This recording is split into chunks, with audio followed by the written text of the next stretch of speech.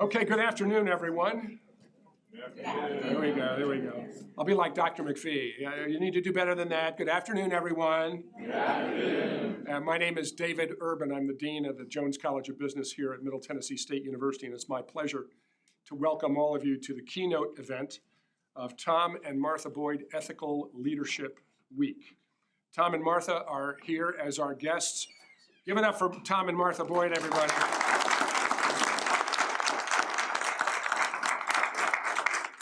Tom and Martha established the Ethical Leadership Week Fund several years ago to invite local, national, or international business leaders and executives to speak about the role that ethics and values have played in their lives and how ethical leadership has allowed them to be successful in leading their companies or organizations. A high priority is placed on inviting those who exhibit a high level of integrity in their leadership style and explicitly emphasize ethics and integrity in leading their organizations. And we also opt for people who are good-looking and well-dressed, as our speaker has informed me to say. So anyway, but I'm delighted to introduce our speaker, Mr. Joe Scarlett. Joe spent nearly 30 years in leadership roles with Tractor Supply Company, most of them as president and chairman. In 1982, he played a key role in the initiative to return the company to profitability through improved customer service and focused product selection as part of a classic leveraged buyout. He was instrumental in developing a company culture that has been subsequently replicated far and wide. In 1994, Joe led the successful effort to take the company public. Tractor Supply Company was honored by Forbes magazine as one of the best managed companies in America, and Joe was recognized as Ernst & Young's Southeast Entrepreneur of the Year. Joe has also served 20 years on the board of the nation's largest retail trade organization, including 4 as its chairman.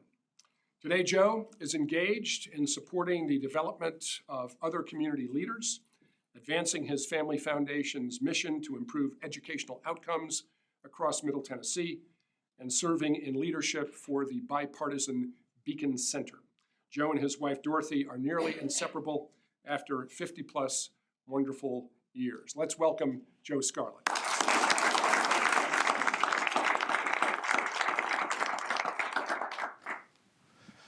Well, good afternoon, everybody. I'm just standing between you and those brownies over there.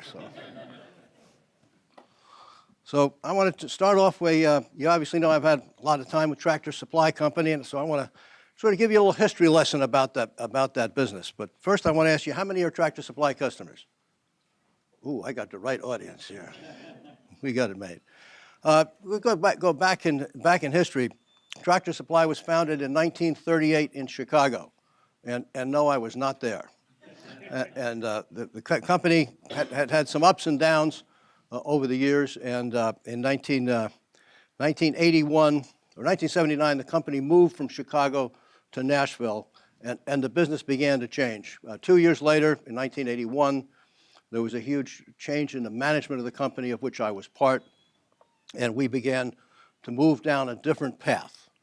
The company had been founded selling products to farmers, and from a business strategic standpoint, that was a long-term good strategy, but as the number of farms consolidated in the country, as the landscape changed, we needed to change.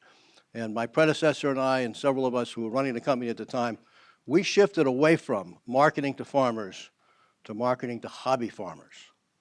Now that may sound like a subtle change, but it was an enormous change. It changed where we put stores. No more stores in the cornfields of Iowa. It changed who we hired. It changed the number of hours we were open. It changed how we advertised things. And we drew that conclusion simply by spending a lot of time studying the business. We spent a lot of time in the stores. And in the stores, there were some farmers there, but not a lot of them. There were a few. And we studied what we were selling. And we found that the products that we were selling that related to production agriculture were at best flat, in many cases declining. And all these other products didn't relate to production agriculture, like lawnmowers and tillers and snow blowers and air compressors and pet food in particular, and truck toolboxes and all these different products that we were selling. And we decided, well, this is really a different customer. And we began this enormous strategic change. Well, we now know what a hobby farmer is, and probably a bunch of you are in families that are what we define as hobby farmers. Typically, I see a bunch of heads going like this.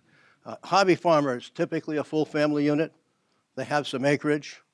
They always have dogs and cats. They probably have some other animals, you know, a couple of goats or a couple of horses or a couple of cows. They probably have an old barn, maybe an old tractor. And their lifestyle is living this lifestyle out there, taking care of their property and their animals, and that's what they do. You know, we might go to, you know, we want to go out Saturday night and go to the movies or go to a steak dinner or something like that. Our target customer is more likely to be spending time taking care of their animals and mending their fences. And that became an enormous strategic shift in the company. Now, back in 1981, when we began this new management, so to speak, the company had 100 stores, and we were doing $100 million a year. And as Mr. Urban mentioned before, we went through a leveraged buyout in 1982. And for those of you who study finance, we did what's known as a typical leveraged buyout, where 5 of us borrowed a bunch of money from some rich guys and bought the company. And as it turned out, those rich guys got triple their money back 3 years later, and we owned the company outright. Now that's sort of a classic leverage buyout. The best part of this, though, is that those 3 guys who loaned us the money from New York were also the guys that financed and ran the Woodstock Rock Festival. So since we were doing well, our board meeting, we spent an hour talking about the business, and then we spent 2 hours listening to stories about Woodstock. It was a great partnership, and I'm still friends with those fellows today, 40-some-odd years later, although one of them's passed away. We had 100 stores. We were doing $100 million. In 1990, we grew the business and grew it, and in 1994, we went public. If you were shrewd enough to buy a share of stock for $20 in 1994, today you'd have $3,700 plus accumulated dividends for about 20 years. So the investment did very, very well. Today, we went from 100 stores. Today, there are more than 2,300 stores. We went from $100 million to $14 billion. And the company is headquartered here in Nashville. Actually, it's in Brentwood, but and we're thrilled to be part of Tennessee. Now, an interesting side note, or keynote, I guess, in this is that in those 42 or 43 years, there have been 5 different CEOs of the company. 5 different CEOs, 5 different personalities, 5 different names. But what you know if you work for the company that whole time is that the basic value structure in the company, the basic strategies have not changed significantly since 1981. So you had different personalities, but we maintain a very, very consistent workplace. So if you worked for the company during that period of time, you know it was the same. Now, the topic today is leadership, ethical leadership. I have great passion for leadership. I've been teaching leadership since I worked in New Jersey as a youngster, and I've been teaching leadership at Tractor Supply, and I've ran a leadership institute for about 10 years, and I've just have a great passion for leadership, and I like to share stories. I like to share what I've learned, hoping that I can help other people become good leaders. One of the interesting things that my predecessor mentioned here, Mr. Urban, I'll tell you why I remember his name in a minute. The learning process for me was being involved in an organization where I could learn from other people. He mentioned that I was involved with the Retail Industry Leaders Association. Well, we were a small company and somehow got invited to join this group. And I spent time in these meetings 2 or 3 times a year with their 25 or 30 CEOs sitting around a table working together. And I'm fortunate enough to be in a room where there's a Walmart guy over there and a Home Depot guy over there and a Target person over here, and continually learning by networking with other people. And you'll hear me mention that several times today, but that's a key in the whole learning process about learning how to be good leaders, just networking with others wherever you can, whatever opportunity you have.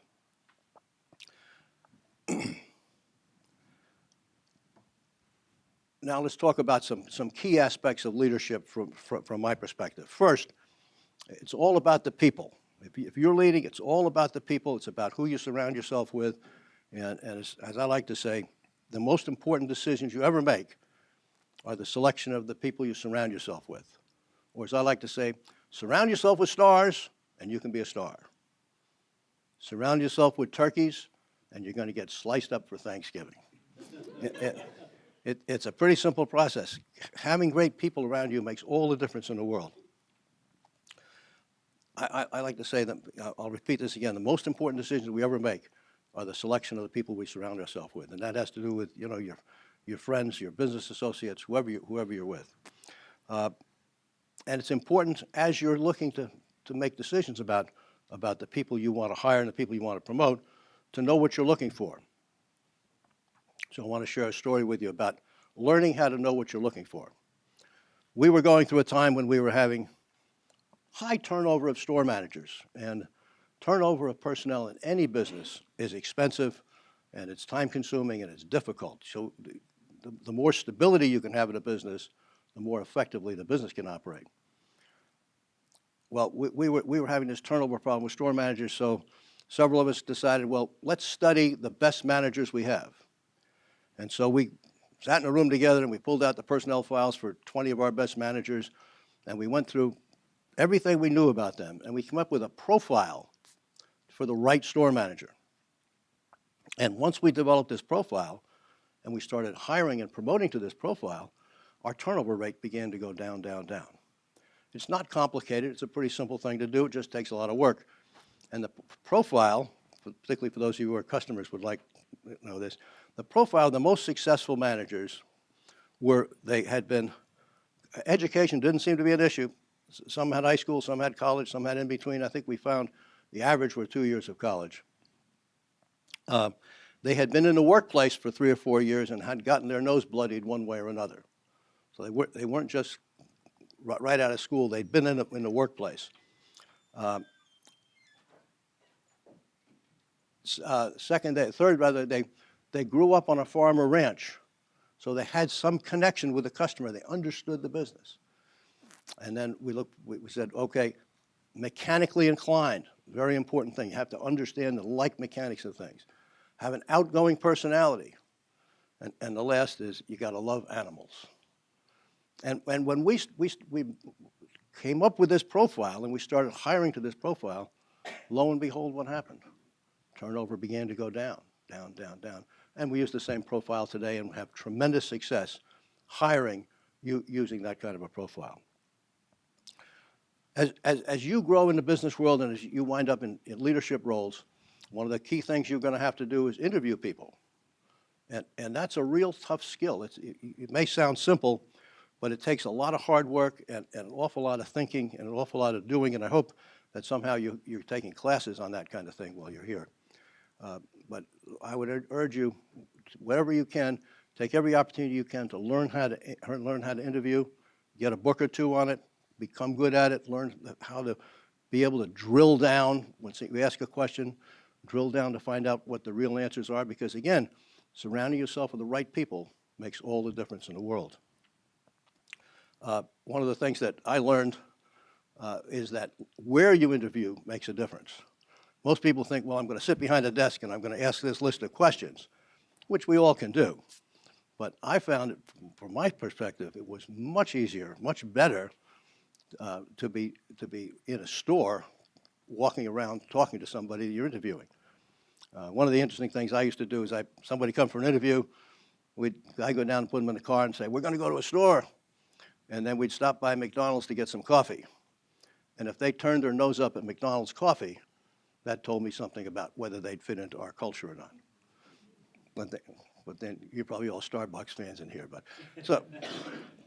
But we go to the store, and then how that candidate conducts themselves tells you everything. Are they friendly with the cashier? Do they talk to the salespeople? Do they talk to the customers? Or are they too busy trying to impress me? You'll learn an awful lot about people that way. And what I found is that I ask much better questions walking around a store and talking to other people than I would, and looking at merchandise than I did sitting behind a desk somewhere. So, but that whole process of learning how to make decisions about the people you surround yourself with is everything. It's hard work, and it takes a lot of practice, and I would urge you, wherever you have the opportunity to do it, get into doing those kinds of things. Check references. When you're hiring people, you got to, wherever you can, I know it's difficult today, but do all you can to check references. Get input. Get people to help you. You know, if you interview somebody and you say, gee, that sounds pretty good to me, but, you know, let me get my buddy Mary to go in and interview him also, or interview her also. Makes all the difference in the world. The more input you get, the better. And if you get some people who are questioning your decision, best to move on, if you can. I want to tell you a couple of embarrassing stories about the selection of people. One is what I will call the Dorothy test. Dorothy's my wife. And, and before we promote people into high-level positions in the company or hire people into high-level positions, the very last process was the Dorothy test, where the candidate comes to town with their spouse and go out to dinner with us, and, you know, it's sort of the last step in the process, and it always worked out very well. And, you know, Dorothy would always come back, oh, he was very nice, or she was very nice, and blah, blah, blah. And then one time, we're driving home afterwards, and she jabs me in the ribs with her elbow. I'll never forget that. It was right, you know, and I'm driving the car, and she said, Joe, I don't like this. It doesn't sound right to me. I said, well, gee, Dorothy, can you tell me more about it? Can you be a little more specific? Said, I don't know. It just doesn't feel right to me. Well, what was it? It was the way he talked, or the way, you know, and she went on. And I tried to get her to be more specific about it, but she wasn't. And so I'm thinking about it for a while, and a couple of days later, I decide, well, you know, I'm a smart dude. I don't have to listen to her because she can't be specific about this. So you know what the answer is here. I hired the guy anyway, and I made a giant blunder, and it cost us time and money. So it's get all the input you can when you're making decisions about people, and if there are some questions, move on. There are always other people to talk to. The other story that is equally embarrassing, although not exactly to me personally, but we hired a fellow in our accounting department, and he had special skills that our CFO, I guess, thought was important, and so we hired this fellow, and I didn't pay much attention to him, but he was, you know, I said hello to him from time to time, but he was obviously somebody with kind of a strange attitude, and over time, nobody liked him, but we kept him on, and but he had this sort of thing in the back of his mind here. He was always sort of suspicious of other people, and this suspicion went to the point where he wound up talking to a lawyer, telling a lawyer that he thought that we, the management of the company, were cooking the books, and then that lawyer got a hold of a really expensive lawyer in California, and they filed what's called a shareholder derivative lawsuit against us. That, in effect, is saying they're accusing us of cooking the books. And we didn't. We always walked the high road in every regard. And so we went out and hired we hired expensive lawyers and something else I never heard of before called forensic accountants. And we spent $2 million with those folks. Never went to trial, never got anywhere. The lawyers never even showed up again. But we had to prove to our board of directors and our stockholders that we were clean as a whistle, and we did. So the lesson there is, if you got a misfit in your organization, don't tolerate them. Find ways to get rid of the misfits, because it's likely going to cost you in the long run. Little more on the people selection thing. Very often we tend to, we have a staff working for us, and we tend to discount somebody. Oh, well, she's got a problem here, or he's got a problem here, but you know all about that person, and if that person is 90% of what you need, take them, because when you go outside, you hire people coming in from the outside. They look good, they sound good, they smell good. Well, not really smell, but you get the idea. But sometimes they're not what you think they are. Whereas some people inside the company may be really very good, but not quite 100%. We had an instance like that happen in our organization. We had a fellow pretty high up in the organization, and he wasn't a self-promoter, but he was a very solid citizen, and we were looking for a high-level position. And all of a sudden, it dawned on us one way, you know, this guy's really sharp, and we put him into this higher-level position, and he performed in a stellar way for another decade. It was the right kind of decision to make. So I just can't emphasize to you how important it is to make the right people decisions. I'll tell you another interesting story about that. CEOs who are promoted from within have twice the success rate of CEOs brought in from outside the company. That's a case of not really understanding who you're hiring in a lot of cases. Okay, I've talked about the importance of selecting the right people. So now I have a quiz for you. What is the most important personnel decision that you all will ever make in life? The choice of spouse, yes. Yeah, if you make a bad decision, life can be problematic. If you make a good decision, life can be very good. As you heard, I've had 50 years of doing exactly what I'm told to do, and it's worked out very well. But the selection of people is so important to everything you do in life. Okay, now let's say you've gone out there and you've hired all these great people, or surrounded yourself with these great people as friends. Now your highest priority is how do you develop people? How do you make them better? How do you help them be more than they can be, more than they think they can be? And that's what we do as leaders, and that's what we do as business leaders. That's what we do as leaders, should do as leaders everywhere. At Tractor Supply, we have a practice. We are a no secrets company. We want you to know everything you possibly can know, because the more you know, and this is true anywhere, the more you know, the more you can help me get ahead. The more you know, the more you can help the company, help the organization get ahead. So sharing, there's no downside to sharing. Just share everything you can. The more you share, the more people feel empowered, and the more they will respect you. When people are working for you and you assign them a task, give you 3 words that will make all the difference in the world in the long run. Say to them, Mary, I trust you. Just tell people, I trust you. That makes all the difference in the world in how people feel about themselves. Just think about it. Your boss says, I trust you. Your confidence goes up right away. You feel good about it. When people come to you and ask you, what do you think I should do? What do you think I should do about this? What should your answer be? That's a question. What do you think we should do? When somebody says, what do you think I should do? Come back and say, what do you think we should do? And the people asking the question probably have a better answer anyway. They're just looking for validation. Don't answer a question for people working for you if they can answer it themselves. Give you some magic words for you if you're taking notes. Push decision-making as far down the ladder as you can. Think about that. Push decision-making as far down the ladder as you can.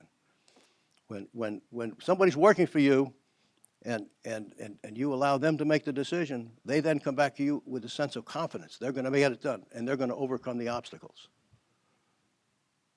I like to brag that when I was a CEO, I made very few decisions. Very few decisions.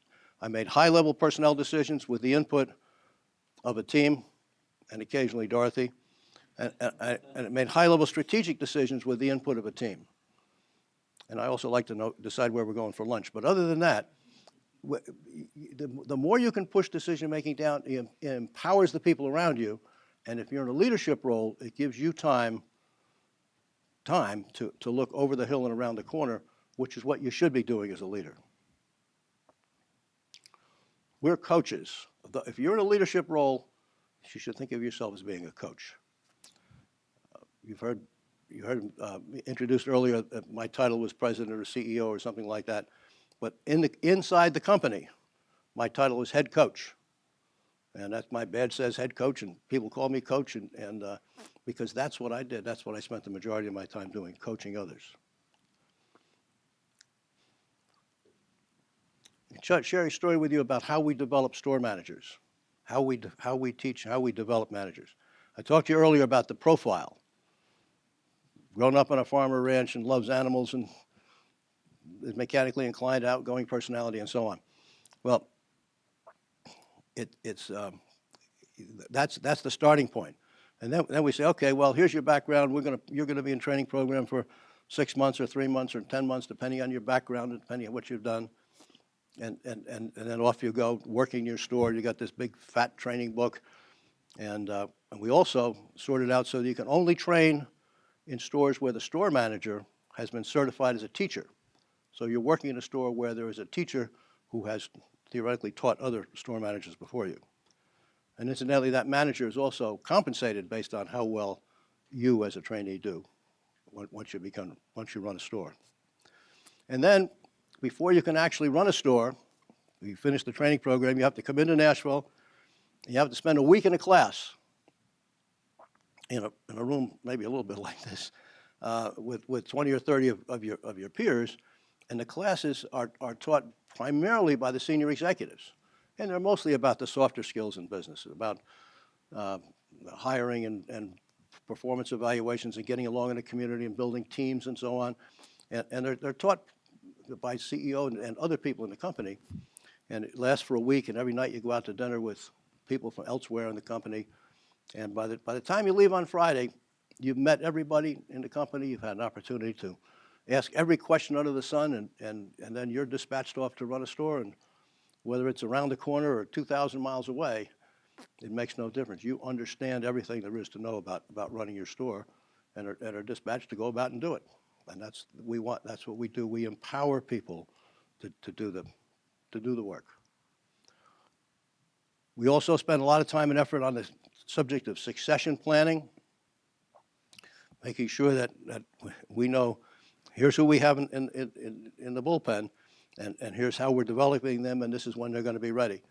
And we look at that throughout the organization from top to bottom, and we're always looking at, so-and-so's, they're on a great path. We need to give them this opportunity, that opportunity. This one needs some coaching.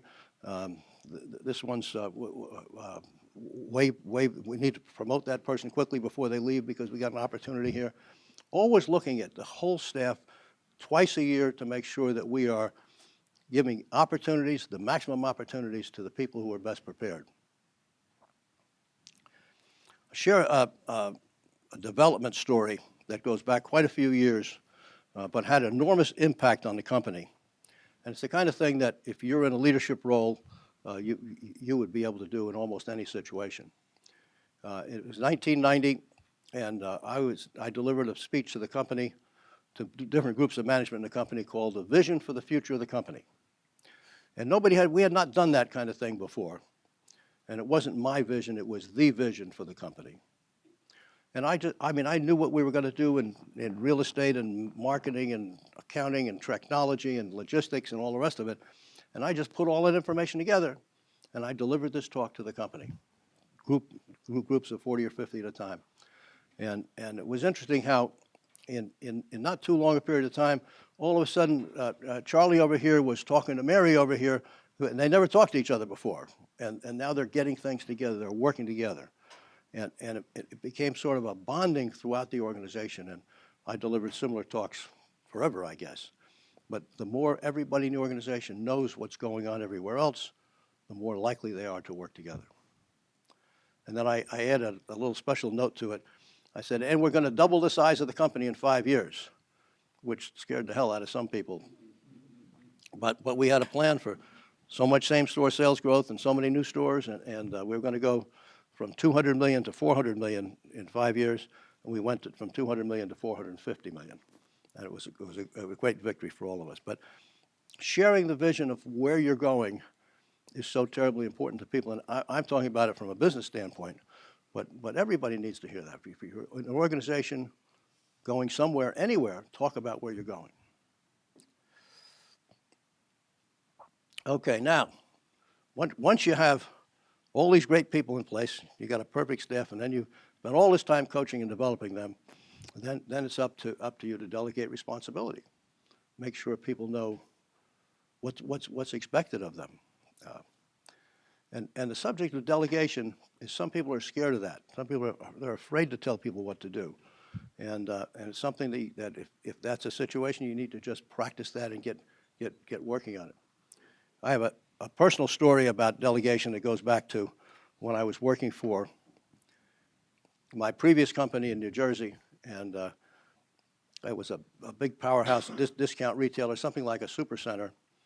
And I've been with the company for maybe a year or something like that, and I'm responsible for 20 checkouts on a busy Friday night, and the stores finally all the customers are gone, and we're cleaning up all these checkouts, and we got to check out all the register drawers, and we got to load up the paper bags and empty the trash and sweep the floors and all the rest of this stuff. And I've got like 30 people working for me, and I figured, well, I got everything going. So I figured, well, I'm a good guy. I'll just hop down here and help these boys load the paper bags into the checkouts. I was doing that for about 5 minutes, and this big old store manager, Vic Grosso, comes up behind me, and he puts his paw on my shoulder and drags me back into the ladies' coat department. He said, Joe, what do you see down there on checkout 20? A couple of young guys are sitting on the checkout telling stories to each other.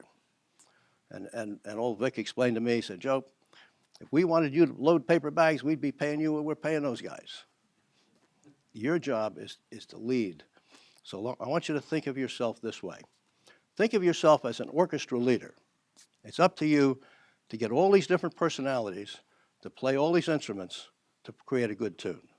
Or in this case, it's up to you to get all your employees to work together to finish the job that needs to be done tonight. It was a great learning experience for me and put me on a path of being a good delegator, and that's an essential part of any leadership role. Make sure, wherever you're in a leadership role like that, make sure that responsibilities are assigned clearly, that people are never confused. I talked earlier about empowering people to do things and giving them the authority to do what needs to be done. In our stores, you'll see a sign over the checkouts that says satisfaction guaranteed, which every retailer in the world says, and nobody ever pays attention to it. But underneath that are the words that say every team member has the authority to do whatever it takes. Every team member has the authority to do whatever it takes. And if you work for us, you look up there and you see that sign, the company trusts me. That's what you say, the company trusts me. And we do. And we want our team members in every store just to do whatever it takes to take care of the customer. That's solid delegation. Let's talk about managing yourself in business. Some of the words that I heard from one of my mentors many years ago: don't confuse activity with accomplishment. Don't confuse activity with accomplishment. Think about that.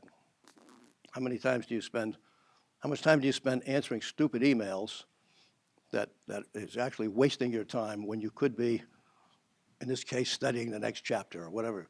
But think about that. And or if you're in the business, when you finish a day's work, think to yourself, what did I get done today? And if it's simply answering a bunch of emails or think about what did I really accomplish? And you need to do that wherever you're in a situation like that. Just keep thinking to yourself, what did I really accomplish today? Because when you're in the business world, you're getting paid for accomplishments, not for activity. Work smart. A lot of people will go through working and doing the same thing over and over and over and over again. And don't sit back, wait a minute, is there a better way of doing this? Is there a faster way of doing it? Just keep trying to find ways to work smart. There's a book that was written many years ago called If It Ain't Broke, Let's Break It and Make It Better. If it ain't broke, let's break it and make it better. And our philosophy at Tractor Supply is everything can be improved and made better. Now, maybe not everything, but most things can be. And if we simply operate with that kind of thought process, that whatever it is, we can make it better. We can make it more efficient. And it's amazing with that kind of, you talk about that kind of thing, it's amazing how often somebody will come up with you and say, oh, here's an idea to save 2 minutes a day, or here's an idea to save a minute a day, or here's an idea to save an hour a day in every store in the company. Things like that can mushroom into huge, huge benefits for the organization. If you just think about 2,300 stores, save 5 minutes a day, times 365 days a year, times $20 an hour, that is a huge amount of money that can be put back into more time waiting on customers. And those, in many cases, those are very simple things that people like me don't think of, but the people in the trenches doing the work do think of. Which brings me to one of the things that I talk about a lot in the company, is that the people closest to the work, and this pertains to every business, the people closest to the work know the most about it. So as you're trying to supervise people, as you're trying to learn, keep in mind that the people doing the work know the most about it. And the closer you get to them, the more listening you do with them, the better. I want to share with you what my life was like when I was in my 30 years with the company. About half of my life, about half of my work weeks went something like this. Left town on Monday, took with me a regional operating vice president responsible for 150 stores or something like that, and very often some other promising individual. It could be some bright light in the merchandising area or real estate or marketing or accounting or anywhere. And then we'd head out and we would hook up with a district manager somewhere, and we may visit one store that day or maybe not, but we would start off on Tuesday and we'd spend 2 or 3 hours in every store, all day Tuesday, all day Wednesday, all day Thursday, and we'd talk to every team member. We'd ask every question under the sun. We'd talk to every truck driver, every customer, simply listening, listening, listening. I know some of you are probably thinking to yourself, well, when the CEO shows up, nobody's going to tell the CEO. They're going to tell the CEO what he wants to hear.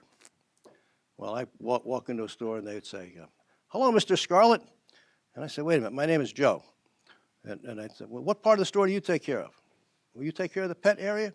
Come on, let's take a walk through the pet area. How's this new dog food selling?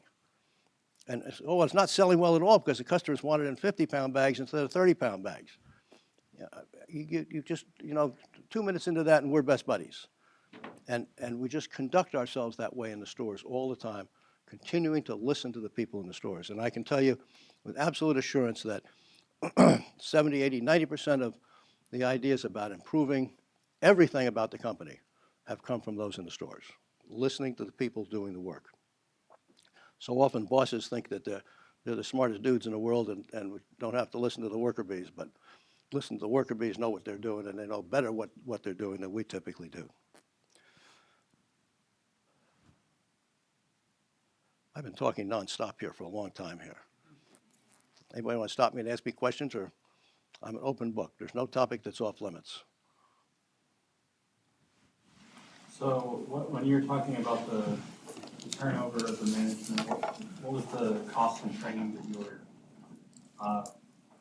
you were experiencing when you were having to replace these managers that weren't performing well? Well, is it the training cost, or is it the restructuring when you have a new manager? The training cost pervades a lot of different areas. If this store manager is not doing a good job and we have to replace him, during the time when he or she is not doing a good job, sales have typically been not doing well in that store, and that's a big cost. There's obviously the training costs involved, and there's also often there are customer issues involved too. If we have a poor manager here who could have been deteriorating the sales and the customer relations over that period of time. It's hard to put an exact number on these things, but turnover is very expensive. There are training costs involved, sometimes there are severance costs involved, and there's sometimes, probably the most significant are lost customers from managers who are not doing a good job. Anybody else? How many women in leadership roles do you have at your company? How many women do we have in leadership roles? That's an excellent question. When I started with the company, there were very few. There were some, but there were very few. We worked very hard over time to improve that number, and did and are. In the rural areas where our stores are located, women tend to be less assertive than they are in the city environment. So they're probably 5 years behind what we might be in Nashville. But today, I don't know the exact numbers, but it's almost 50% women managers today. And I can proudly tell you that I brought the first 2 female directors onto the company board back in the 1990s or so, when that was almost a new topic. And today, no. The most recent chairman of the board is a woman who's stepping down next month, and the next chairman of the board is a woman who was one that I hired. So we're very passionate about that. It's easier said than done in the rural areas, but we got there today. I think something like 45% of the managers, store managers, are women today.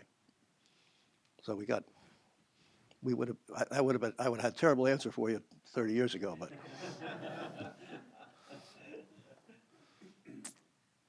Okay, I want to move on to another. You have a question?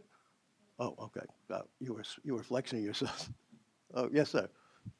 You talked a lot about ethics when evaluating new employees, especially in hiring into higher level positions. Did you find that getting to know these people, and you discussed going to dinner, walking around the stores with them, getting to know them on a personal level was like the most important aspect of evaluating these people? I would say it wasn't necessarily the most important aspect, but it was an important aspect. And I'm about to talk about culture now, and you need to make sure that people are technically competent in whatever you're hiring them to do, but you also have to make sure that they're a cultural fit. And that's what the social time was more a matter of figuring out the social fit. This one Dorothy test one I was telling you about before, he was plenty competent technically, but he was a cultural misfit, and I didn't figure that out. Well, I did, but it was too late. I talked earlier about our shifting from one customer to another customer back in the early 80s, and that was a huge step for the company. That's one of the two major success factors in Tractor Supply. The second major success factor is building a culture based on always doing the right thing, always doing the right thing in every regard. A good culture starts at the top, from leadership. Leadership sets the tone for what the culture is going to be. However, if leadership is not setting the tone, culture comes up from the bottom, and sometimes it turns out to be a very unhealthy culture. So we work very hard to do it from the top. And our culture is based on always doing the right thing. First, doing the right thing with our team members. Always do the right thing with our employees, no matter what. We don't make exceptions. And second, we do the right thing with our customers. One of the things we preach all the time is that this transaction is just one in a series of transactions. We look at a customer, we look at the lifetime value of a customer, not this transaction or not this week's transaction, but the lifetime value of the customer. If you happen to own a horse, for example, and are our customer, during the lifetime of that horse, you're going to spend somewhere between $10,000 and $30,000 with us. So we're always going to do whatever we can to take care of you as a customer. So we're going to do the right thing with our customers. And third, and not everybody thinks about this, but we have created and continue to create very close working relationships with our business partners. And business partners are merchandise suppliers, trucking companies, bankers, consultants. We try to create a very, very solid, strong partnership, a working relationship with all of our business partners. So it's all about doing the right thing. We walk the high road. I didn't say anything about stockholders here. We don't spend a lot of time with stockholders because they can sell your stock tomorrow and it doesn't make any difference. You know, if we do the right thing with our people, right thing with our customers, and the right thing with our business partners, our stockholders will do just fine. We're a very mission and value-driven company. We have a very strong mission, a very strong set of values. They're in the handbooks. They're on placards in the wall. We even carry them around in our pocket, talking about the mission and values of the company. And I will share a copy of that with you when you leave. But we're very passionate about what we do. Our mission starts off to work hard, have fun, and make money. Now, everybody says you want to work hard, but what company do you know that says we want you to have fun? That's part of what we do. We want you to be having fun because nearly 90% of our team members are customer facing, and when people are customer facing, you want them to be having fun. You want them to be having a good time. You want them to be outgoing. Not you don't want old sourpusses working for you. So we got to work hard, have fun, and make money. Well, obviously, the company has to make money, but we also believe, and this is throughout the company, we believe in sharing with our people a portion of their contribution. So the more you contribute to the company, the more you are likely to earn in terms of bonus. And that's just the way we run our company. The example would be every store has a sales plan every month. And if I'm your store manager and I say, okay, folks, the plan this month is $400,000 and blah, blah, blah, and we post in the break room every day and we're working together and getting there. And at the end of the month, hopefully, we made our plan, in which case the company puts 0.5% of the sales for that month in a bonus pool, which is paid out a couple of weeks later and divided proportionally among the employees.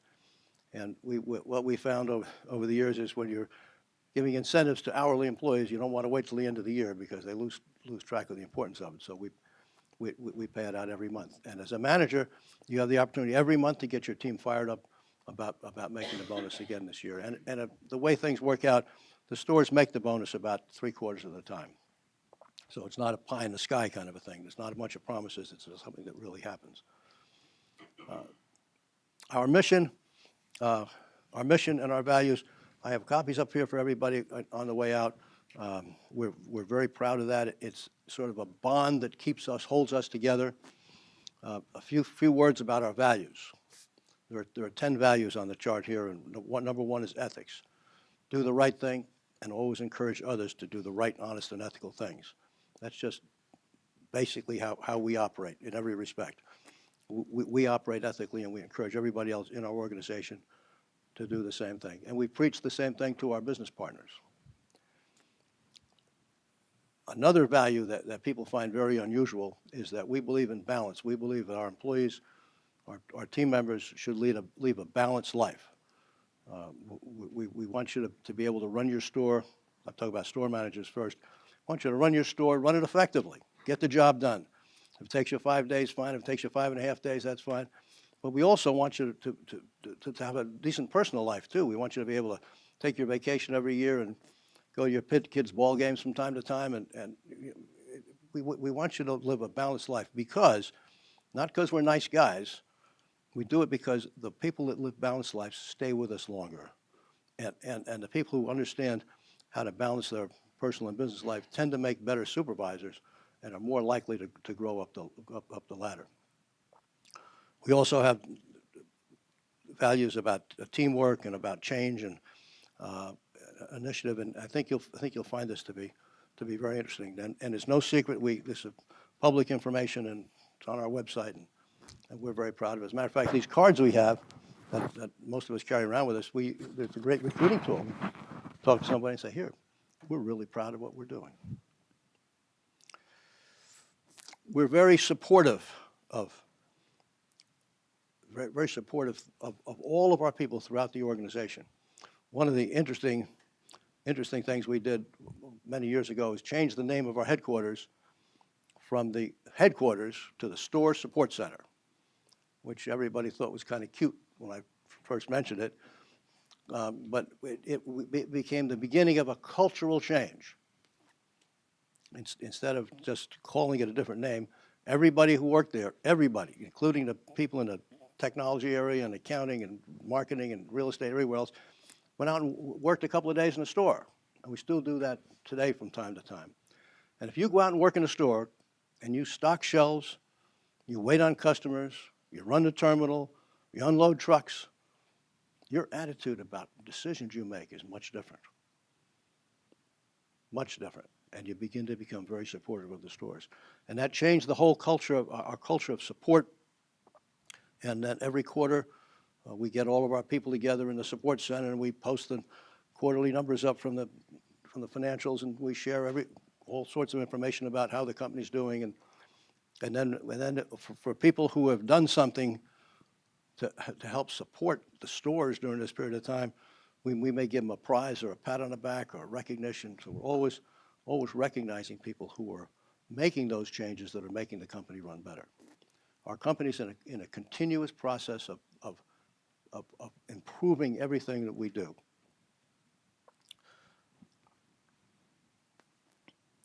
When you wind up in leadership roles, it's important to talk about the things that are important to you repeatedly. They say that you retain 10% of what you hear a week later. So you need to, the things that are important, we need to keep talking about over and over again. Now, you might think I'm a parent talking about how to talk with your kids because it's the same thing. Kids don't retain things any better than we do. So we talk about our mission, we talk about our values, and we talk about it on a pretty consistent basis. Okay, as a leader, leaders need to earn respect. Some thoughts for you. And I've sort of said this in half a dozen different ways, but listen to the people around you. Listen to the people around you. The more you listen, the better the decisions you can make, the better you understand what's going on. Sometimes I see leaders that don't want to listen. They think, well, I know the answer. And that kind of thinking can get you and get you out on a limb somewhere, and somebody's likely to be sawing the limb off behind you. If you screwed up, if you're in business, you did something, you screwed up, you just stand up and say, I apologize. I've seen several situations where bosses have screwed up and they walk around and hang their head down as if nobody knows they screwed up. When you screw up, everybody knows it. So don't try to hide it. Just live with it and run with it. Here's some words for you. Recognition is the number one motivator. Recognition is the number one motivator. So as you think about people you're working with or friends, just somebody does a great job, pat them on the back. Good job today, Mary. Good job today, Charlie. It's a no-lose proposition. It's a win-win proposition. You can't lose. Celebrate every success. Somebody in your team does a great job, make a big deal out of it. Celebrate it. One of the best training tools that we have, and I think can be in any company, are telling success stories. Let's say Jim over there sold a riding lawnmower in our store the other day, and a customer had been there, been to Lowe's and been to Home Depot and been to Sears, and he sold the mower, and so I said, well, Jim, how'd you sell that mower? And Jim said, oh, I did this, this, and this, and I overcame his objection here, and blah, blah. Well, I'll write a little paragraph about that, about what Jim did, and I'll send that off to my district manager, who's got a dozen stores, and district manager says, gee, that's really great. He passes it around to his district and maybe puts it up the ladder to the regional manager. And all of a sudden, Jim's success, he's getting a pat on the back in the store, but then he's getting a pat on the back from his buddies in 10 other stores or 100 other stores. Everybody wins. He gets recognition, and the rest of us learn how he sold that lawnmower. And you can do that in any business, anytime. And the more you do of it, the more other people learn, because you recognize somebody who did a good job, and you teach others how to do the same kind of thing. A little bit more about earning respect. Be humble. Be humble. Don't take credit for things. Give credit to other people who have done the job. I sometimes see business leaders where the job goes to their head and they begin to think they got all the answers, and before you know it, it's like sitting out on a limb and you're sawing it off on yourself and don't realize it. A few more words. Leaders are always on stage.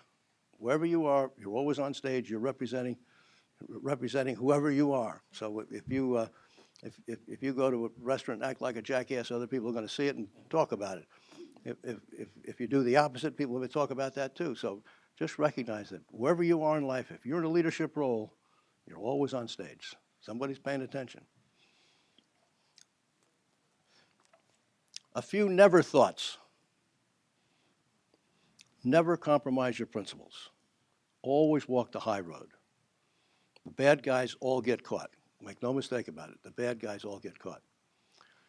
I'll tell you about probably the worst business example I've ever heard. Goes back 4 or 5 years. Volkswagen. The Volkswagen engineers, they figured out a way to fool the tests about emissions.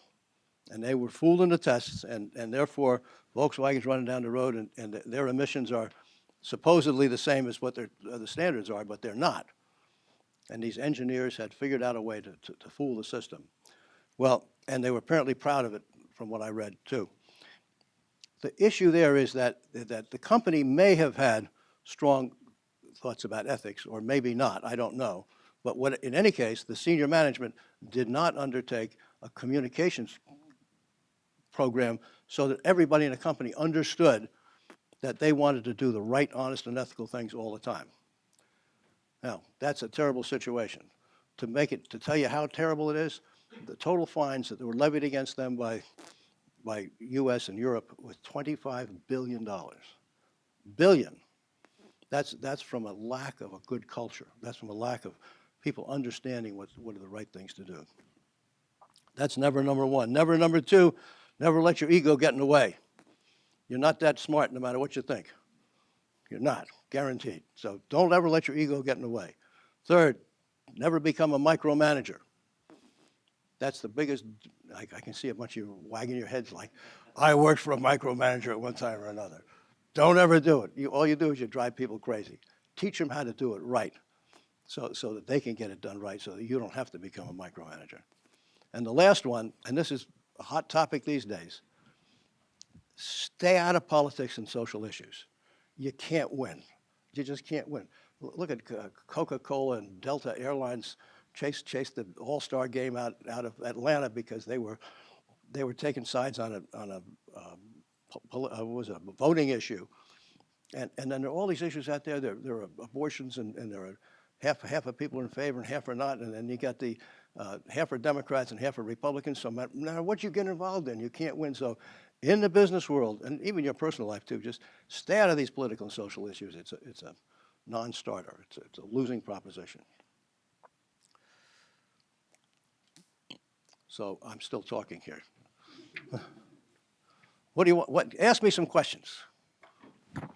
Nobody's got any questions? You all are perfect students. I'll give you all an A+. Do you do a lot of philanthropy? I do a lot of philanthropy. Or you personally or the company, like, in terms of community support? The company does a lot. The company does a lot of philanthropic work where it benefits the company. For example, Future Farmers of America is a tremendous organization for young people, and it directly affects our customers.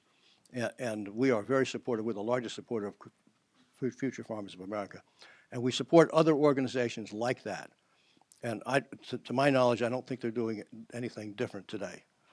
And my personal philanthropy is we have a family foundation that supports education for Middle Tennessee. What else you want to know? Yes, sir. How often do you test and incorporate ideas from lower down in management? What'd you say? How often do we incorporate ideas from lower management? We do it all the time. It's part of the business. I talked about the time I spent in the stores. Other people do the same kinds of things. We're very receptive to ideas.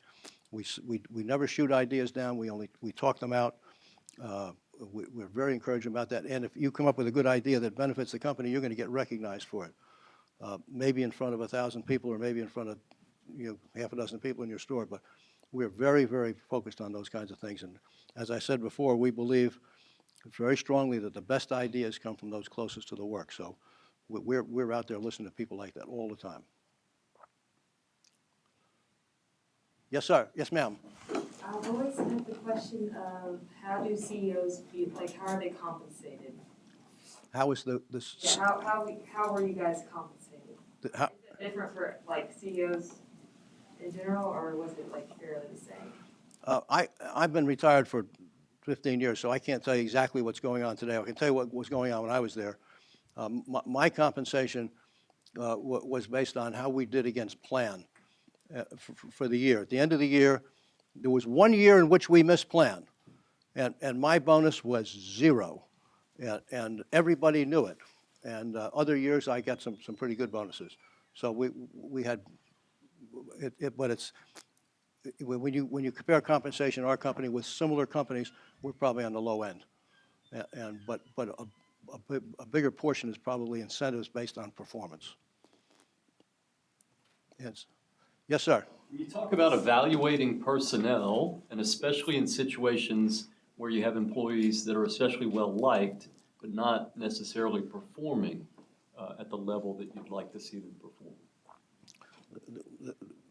The question had to do with evaluating well-liked employees who aren't necessarily performing well, and that can be a little difficult. The more clearly you can measure performance, the better that's done. Well-liked employees, they may be well-liked, but they may not be doing a good job, and their peers probably know that. But when you can measure performance, then it's pretty easy to do. If you can't measure the performance, it's much more difficult, and you need an HR coach to walk you through how to handle those discussions. In retailing, it's, at least for the store part of it, it's pretty simple. If you make the sales plan, you're good. If you don't make the sales plan, got another chance next month, kind of things. I can't imagine it's a shy group here. Yes. How do you evaluate how good the job is for the person? So you'll have someone who was, say they were a stalker or something, they did really well, but then they're promoted to management, and then that type of role ends up being like not so great for them. How do you evaluate like how the role is helping those people transition into something maybe that they have to learn new skills for to do properly? I think you're talking about people who work up from the store level to become a manager and aren't good enough for it. Well, not necessarily that of like, obviously there's issues when transitioning to any type of job. But say that they were a gold star employee at the lower level, but they went up and had struggles. Do you have like an evaluation system to see if they're liking the job? Maybe they want to like go into a different role that maybe they're more specialized as opposed to being a manager. Like, how do you separate those who are really good at their job, but for those who have skills that would do well in management? I can't tell you exactly what we're doing today because it's been a long time, but we coach our managers at every level in how to handle issues like that, and we work with them, and we try, if somebody's promoted above their level of competence, which is what you're talking about, we will get in there and coach that person. But very often, matter of fact, in most of the situations I'm familiar with like that, people will come to you and say, listen, I'm over my head, I want to go back to doing what I was doing before. I can name 4 or 5 district managers that we had promoted, and they didn't like being a district manager. They said, this is too much for me, I want to go back. And some of them stayed and worked with the company another 25 years and ran stores for us. So those are all sort of dicey questions. You have to have good HR policies and responsive management that pays attention to those kinds of things. We spend a lot of time trying to teach our managers how to communicate effectively. Yes, sir. I know you've been retired for a while and all, but any suggestions for these folks on how they can prepare themselves and be acknowledged by companies like Tractor Supply and so forth from a hiring standpoint and from a leadership role? Any suggestions for them? How you could get a job at Tractor Supply? Preparing themselves for Tractor Supply Right. or Home Depot or whatever as a leader, what can they do to prepare themselves to make them stand out amongst other candidates? Any suggestions for them? I'm not sure I could come up with any. A good work history of some kind would make all the difference in the world. If you just jumped out of college and came to Tractor Supply, I want a job, that's one thing. If you had worked 6 months at Home Depot or something like that, we saw some sort of career background of accomplishment, that would sit well with us. Our people, for the most part, have a very good, very strong work ethic. So many of them grew up on farms and ranches where everybody has a strong work ethic. So if you can demonstrate a strong work ethic, I think that would be a big plus. So I'll kind of piggyback off what Jim said. So obviously, business has changed a lot since you started Yes. your career to where it is now. Most of these students will probably be entering the workforce here in the next couple of years, and obviously those changes involve a lot with social media and DE&I and a lot of different things have changed. What's kind of maybe the biggest challenge you see for new students entering the workforce, and what's maybe the biggest opportunity you see for them entering the workforce? Well, from a management and leadership standpoint, the opportunity, this may sound a little crazy to you, but I run into people from time to time that they're hell-bent on being investment bankers, for example. Well, trying to be an investment banker, that is a very, very competitive situation. You've got to be the smartest whatever in the room and then some. I would say look at industries that may not seem so attractive to you, where there might be great opportunities where the competition is not that tough. For example, retailing. For example, hotels. I know that hotel managers can make some good money, and it's not that tough. And the competition there is not like competing to be an investment banker. Traditional industries, a lot of young people tend to shy away from them. I don't want to be involved in traditional industries, and yet that's where the competition is not as tough, and maybe the opportunities are great. I'll tell you another something that I shouldn't be saying this in a college class, but there is tremendous opportunity in so many manual jobs today that pay huge amounts of money. The average plumber in America is 60 years old. So my question is, who's going to fix your toilet 10 years from now? And the average plumber makes what, $80,000 or $90,000 a year. So there are huge numbers of jobs out there that are going to be filled by somebody, or we're going to be paying even more to fix our toilets. So there are opportunities there. So you got to sort of look where they are. If you go to trying to get into the most exotic careers, that's where the competition's the toughest. So I thought I saw a hand over here somewhere else. Yes. You mentioned just like having a culture that's respected within the company and having like definitely like strong mission and values. Outside of providing, as Tractor Supply providing, products and services to customers, what are other ways that Tractor Supply is involved and respected in the community and how they get on in that area? I would say I'm not with the company today. I don't know what they've done in recent years, but we really did very little. We were good citizens. We did what was right, but we didn't go into making any additional initiatives in the community other than what was logically fit in our business world. Our goal is to take care of our customers in every possible way. As a company like grows over time, and then as it becomes like IPO, becomes like more of a corporate level type of entity, how do you decide which elements of your culture you want to change and which ones you want to sort of stay consistent over time within your company and also sort of stay consistent with industry standards? I would say there is probably nothing in our culture that we have tried to back away from or change. We have been very consistent about our culture for a long time. The mission and values, the copies that you'll get on the way out here, were put on paper in 1996, I think. But that really was just an update from what it had been since the early 1980s. We've been very consistent about the culture, and we think a consistent culture is very important toward maintaining the long-term stability of the company. I want to leave you with a couple of other thoughts because I think my time is running out here. Two thoughts about your personal development. One is continue to develop your knowledge base.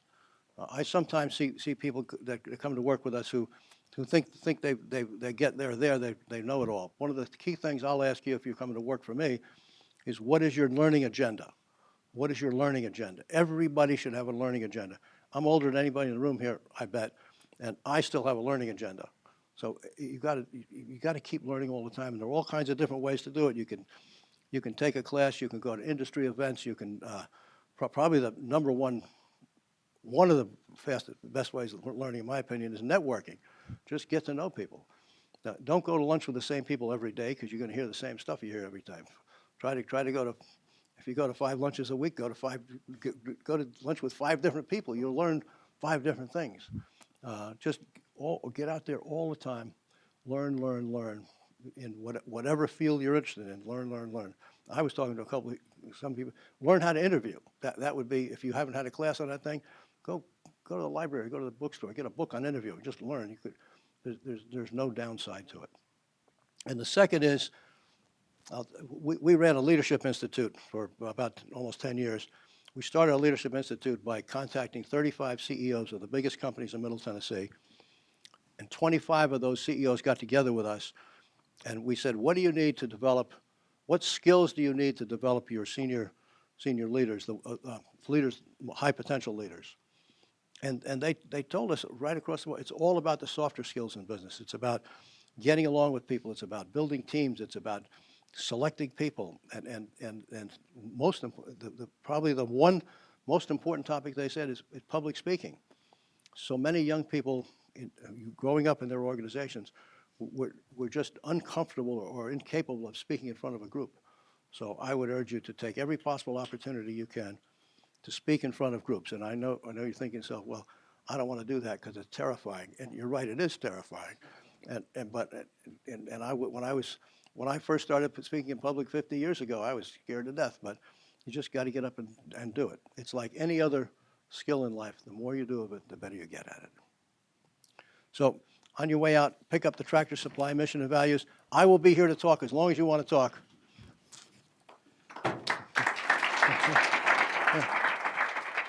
Yeah.